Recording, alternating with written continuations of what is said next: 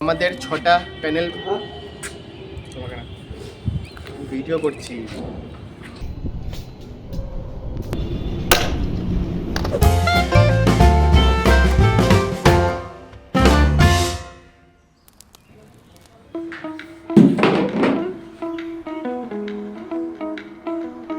আজকে বানানো হবে অ্যাকোস্টিক প্যানেল।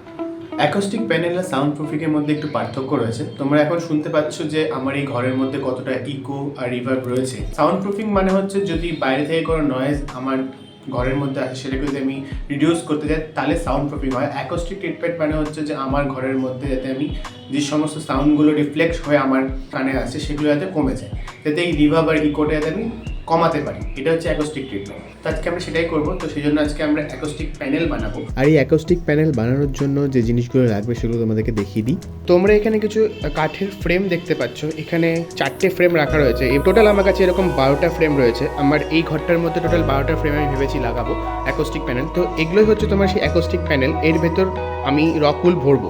তো এই ফ্রেমগুলোর সাইজ হচ্ছে 2 ফুট বাই 4 ফুট এবং এটার থিকনেসটা হচ্ছে 2 ইঞ্চি। কারণ এর ভেতর যেটা রয়েছে সেটা হচ্ছে রকুল এবং সেটার সাইজ হচ্ছে প্রায় 2 ফুট বাই 4 ফুট এবং থিকনেসটা 2 ইঞ্চিজের। সেই জন্য এরকম করে এই ফ্রেমগুলোকে বানানো হয়েছে। আর এই ফ্রেমগুলোতে যে কাঠটা ইউজ করেছে সেটা হচ্ছে গাম্বার কাঠ। এটা আমি একটা লোকাল কার্পেন্টারকে দিয়েই বানিয়েছি। তো এরকম টোটাল আমার কাছে 12টা ফ্রেম রয়েছে এবং এই 12টা ফ্রেমের জন্য 12টা রকুল রয়েছে। একটা কার্টুন এখানে রয়েছে আর একটা কার্টুন বাইরে রয়েছে। তো সেটা আমি নিয়ে আসবো কিছুক্ষণ পরই। আর এবার আমি এই রকুলগুলোকে এর মধ্যে ভরবো এবং এর পেছনে একটা কাপড় লাগাবো, সামনে একটা কাপড় লাগাবো, দেন সেই অ্যাকোস্টিক প্যানেলটাকে আমি বানাবো এবং সেগুলোকে পরে এই দেওয়ালগুলোতে হ্যাং করাবো। তো চলো দেখি কী হচ্ছে।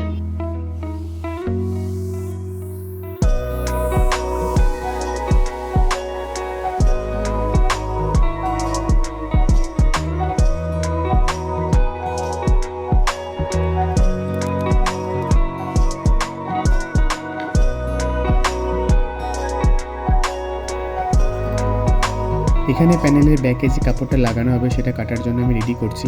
এখানে আমি ইউজ করেছি মায়ের পুরনো শাড়ির কাপড়। আপনারা চাইলে যে কোনো রকমের কাপড় ইউজ করতে পারেন। যেহেতু এই কাপড়টা ব্যাকে থাকবে এবং ফ্রন্টের কাপড় দিয়ে জিনিসটা ঢেকে যাবে, তো আমি তার জন্য খুব একটা প্রিমিয়াম কোয়ালিটির কাপড় এখানে ইউজ করিনি। কিন্তু অবশ্যই আপনাদেরকে মাথায় রাখতে হবে কাপড়টা যাতে ব্রিথেবল হয়। আর কাপড়টাকে ঠিক মেজারে কাটার জন্য আমি কাঠের ফ্রেমটাকে এটার উপর রেখেছি এবং এটাকে মেজার করার পর প্রত্যেকটা পিস এই একই মাপের করে কেটে নেব।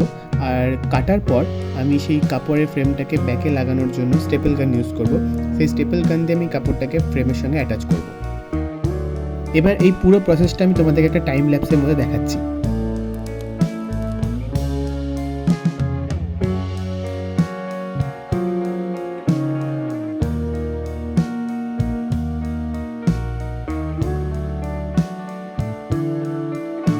এক সাইডে কাপড় লাগানো হয়ে যাওয়ার পর অপোজিট সাইডে যখন তোমরা কাপড়টা লাগাবে তখন তোমাদেরকে একটু খেয়াল রাখতে হবে যাতে কাপড়টা একদম টান টান হয়। সেটাকে একটু তোমাদেরকে বারবার করে চেক করতে হবে, কারণ যদি কাপড়টা লুজ থাকে তাহলে কাপড়টা মাঝে মাঝে ভাঁজ পড়ে যেতে পারে এবং সেটা দেখতেও খারাপ লাগে।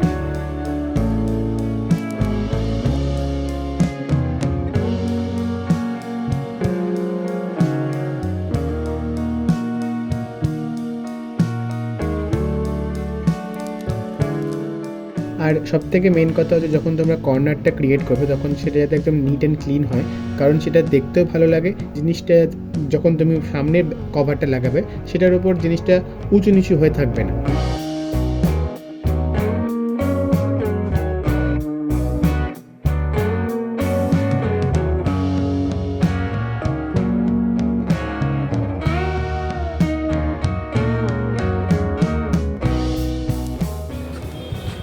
তো এটা এরকম দেখতে লাগছে। এটা হচ্ছে ব্যাক কভার। আমি এখন প্যানেলের ব্যাকটা একবার এখন ফিল করেছি। এবার এর ভেতরে আমি রকুল পরবো। এখানে রকুল থাকবে। এখন এই ব্যাক কভারগুলো আগে লাগিয়ে নিচ্ছি, তারপর রকুল পর তারপর কাপড় লাগাবো। ওকে, তো ব্যাকে এখন এরকম দেখতে লাগছে।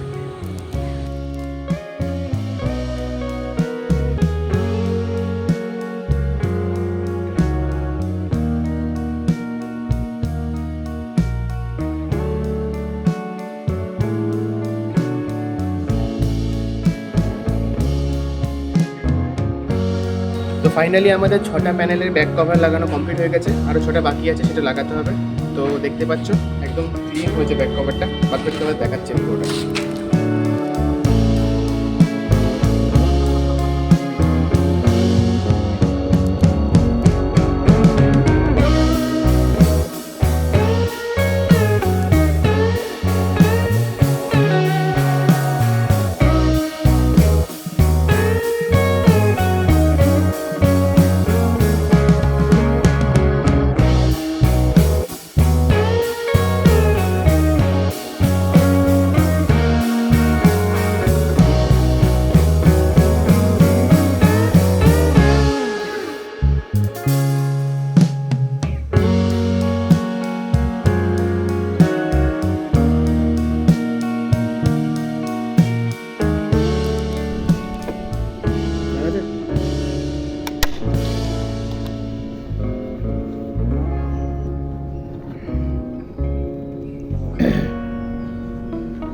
ফাইনালি আমাদের 12টা প্যানেলের ব্যাক কভার লাগানো কমপ্লিট হয়ে গেছে।